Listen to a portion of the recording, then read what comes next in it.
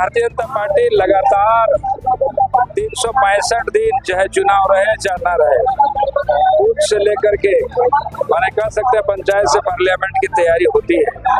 उस निमित्त भारतीय जनता पार्टी पूरी तैयारी की है और उस तैयारी का रिजल्ट बढ़िया होगा। भारतीय जनता पार्टी की जीत कांके सुनिश्चित है और कांके विधानसभा सीट से जीत करके माननीय नरेंद्र मोदी के हाथों को हम लोग मजबूत करेंगे।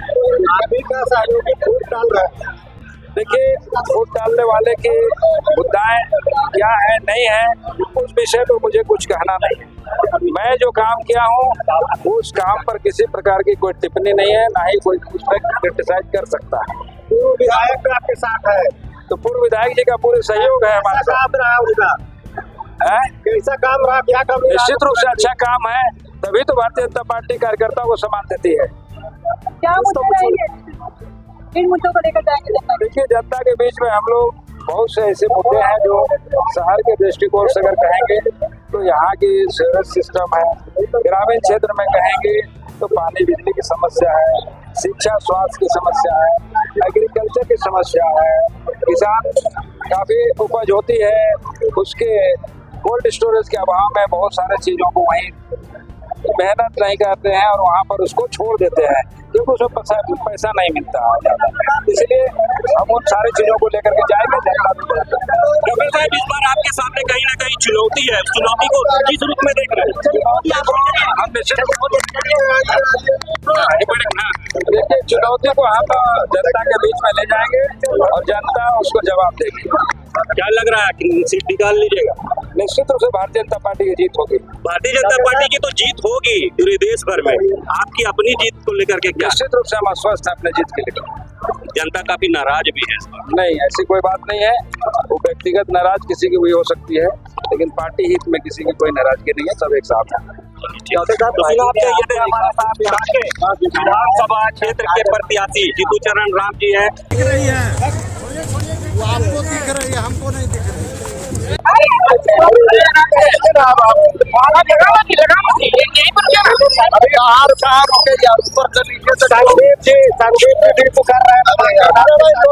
अरे भैया, लोकतंत्र में सबको अधिकार है। मैं तो कहता हूँ एक दिन बचा हुआ, आप भी नॉमिनेशन कर लो। हो गया।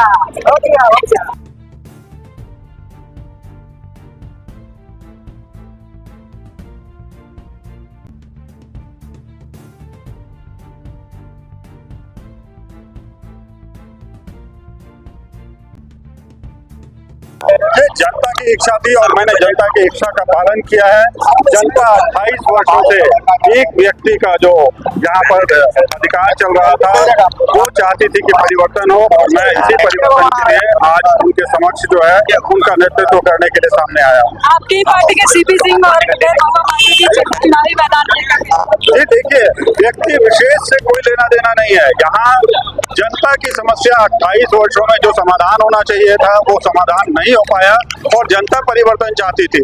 जनता चाहती थी कि नए व्यक्ति कोई आए और यहाँ जो हर दिन की समस्या है, बेहतर राजधानी रांची कैसे बन सके, इसको लेकर के जो है जनता की चिंता थी और मुझे लगता है कि एक नए विजन के साथ हम लोग यहाँ मिल करके काम करेंगे।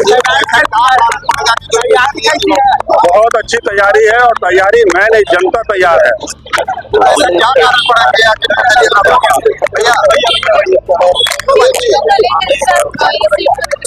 यहाँ परिवर्तन हो, 28 वर्षों से परिवर्तन नहीं हुआ और जिस तरह से विकास के जो कार्य होने चाहिए थे वो कार्य नहीं हो पाए, लोगों में काफी आक्रोश था और मैं उन्हीं जन आकांक्षाओं को पूरा करने के लिए जो है जनता के बीच आया हूँ। और सबसे मेरा विनम्र निवेदन है कि इस बार आप सभी मुझे समर्थन दें और रांची को बेहतर और सुंदर राजधानी कैसे बनाया जाएगा हम सब मिलकर के इसको करें।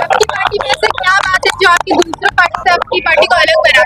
मैं किसी पार्टी में नहीं हूँ और मैं जनता का प्रतिनिधित्व कर रहा हूँ और जनता की इच्छा पर चुनाव लड़ने के लिए आया हूँ और जनता के लिए जो कुछ भी जरूरी होगा उन सारे कार्यों को करूँगा।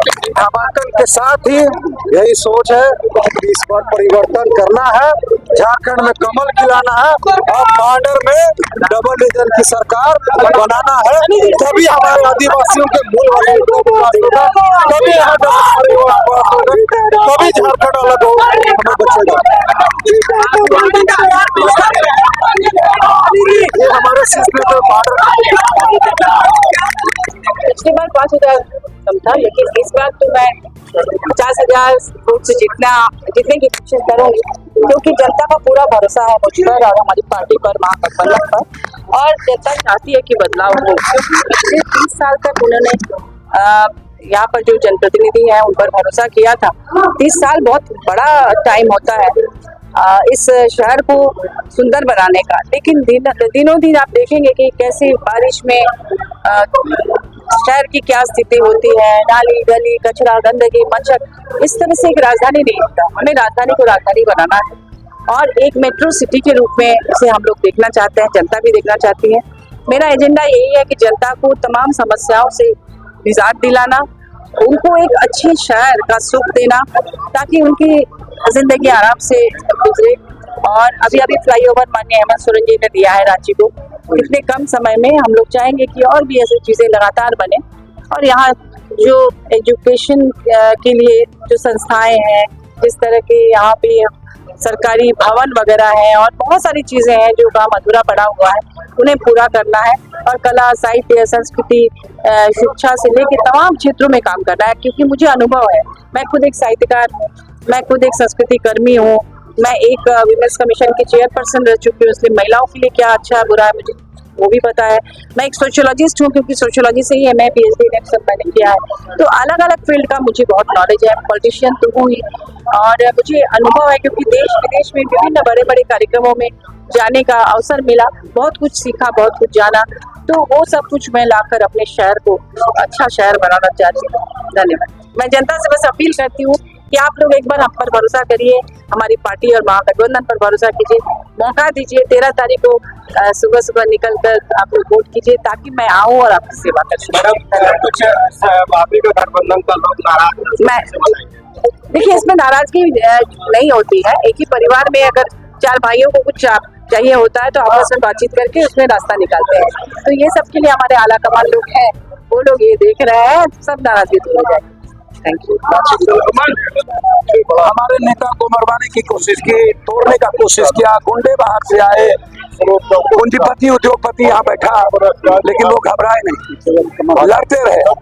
कोई डोमिसाइल बाहरी भीतर नहीं किया, कोई जात पात नहीं किया, और आम आदमी की आवाज बने, हर आदमी के घर में विकास पहुंचाया।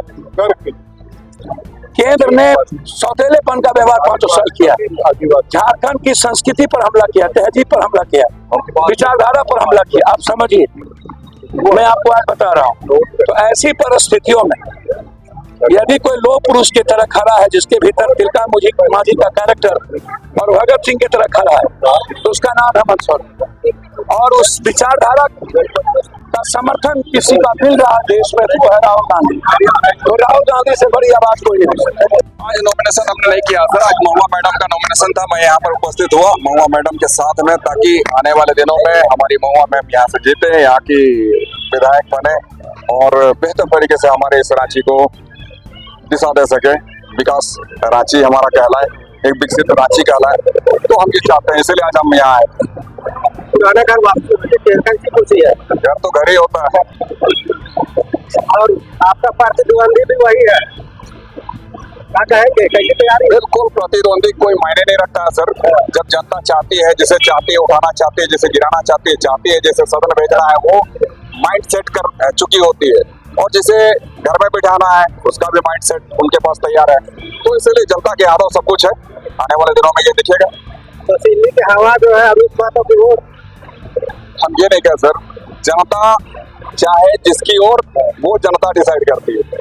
अभी बातों की क्या उम्मीद है? हम तो चाहेंगे कि आने वाले दिनों में जब हमारा बेहतर झारखंड का इतिहास लिखा जाए, उसकी गाथा लिखी जाए, तो उसमें कहीं ना कहीं छोटा सा एक नाम अमित का भी। हमें जी मुद्दे क्या मुद्दे बहुत सारे हैं, गांव घर में अलग सारे मुद्दे हैं, झारखंड के परिप्रेक्ष्य में बहुत सारे बड़े बड़े मुद्दे हैं। तो हम चाहेंगे तमाम मुद्दों पर विराम हो। यहाँ का जो विकास का मुद्दा है, सबसे बड़ा मुद्दा है निश्चित तौर पर, हर एक हाथों को रोजगार मिले, ये बड़ा बात है। यहाँ से जो पलायन हो रहे हैं लोग, पलायन का समस्या खत्म हो, ये मुद्दा है। विस्थापन का दंश जो झेल रहा है, ये मुद्दा है। तो इस तरीके से बड़ी बड़ी बातें हैं, और ये महिला स्वावलंबन की जो एक तैयारी चल रही है बड़े भाई हेमंत जी के द्वारा, हम तो चाहेंगे कि हमारी झारखंड प्रदेश की एक एक महिला अपने पैरों पर खड़ी हो, ये हम चाहें। भ्रष्टाचार के मुद्दे पर कोई इस तरह से बोला गया था बिल्कुल बात है। भ्रष्टाचार आज नहीं सर, जब से हमारा झारखंड चला है, बना है, उस वक्त से आज तक हमारे झारखंड में भ्रष्टाचार है। पर हम चाहेंगे बड़े भाई हेमंत जी के कार्यकाल में आने वाले दिनों में इस भ्रष्टाचार पर भी अंकुश लगे, शिकंजा लगे, भ्रष्टाचार का खात्मा हो, क्योंकि हम लोग भय भूख भ्रष्टाचार के खिलाफ जल जंगल जमीन के लिए आवाज को बुलंद करते हैं। तो मुखिया के ऊपर जो है कहीं ना कहीं केंद्र शासित जो है प्रदेश है, ये केंद्र शासित जो चला रहे हैं देश में, वो आपके मुखिया के ऊपर लगे हुए हैं। बिल्कुल, हम तो यही कहेंगे कि भाई जो भी विपक्षी दल वाले लोग, हम सबों को कम आंकने का प्रयास न करें। मैया योजना का कितना लाभ मिलेगा? बिल्कुल, हमने कहा कि सर एक हेमंत के द्वारा एक प्रयास किया जा रहा है महिलाओं को स्वावलंबन की दिशा में। आज एक एक महिला हमारी खड़ी हो जाए अपने पैरों पर, उसे अपने पति के सामने भी हाथ न फैलाना पड़े, अपने बच्चों के सामने हाथ नहीं फैलाना पड़े। हम वो चाहते हैं, उस तरीके का हम झारखंड चाहते हैं, हमारी पार्टी चाहती है, बड़े भाई हेमंत जी चाहते हैं। तो आने वाले दिनों में वो झारखंड हम लोग देखना जरूर चाहेंगे। जिस तरह से बोला गया था सिल्ली को दिल्ली बना देंगे, लेकिन आप देखिए सिल्ली के क्या ये कहने वाली बातें हैं सर, बड़े बड़े लोग मनगढ़ंत बातें कहा करते हैं। तो हम चाहेंगे कि ऐसे बातें ना कर सिल्ली के विकास के लिए अपना भूमिका अदा करें।